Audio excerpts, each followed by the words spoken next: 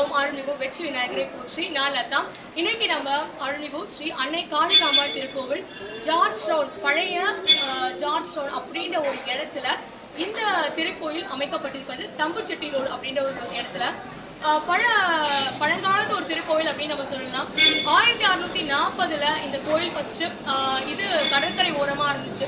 அதுக்கப்புறம் 1678 இந்த கோயில் இங்க வந்து கட்டப்பட்டது அப்படின்ற ஒரு வரலாறு சொல்றாங்க. பாரதியார் இந்த இடத்துல வந்து அம்மனை தரிசனம் செய்து யாதுமாக என்றாய் காளி எங்கும் நீதி நிறைந்தாய் அப்படின்ற ஒரு பாடலையும் அழகாக இந்த அம்மாவுக்காக பாடியிருக்காங்கன்னு சொல்றாங்க.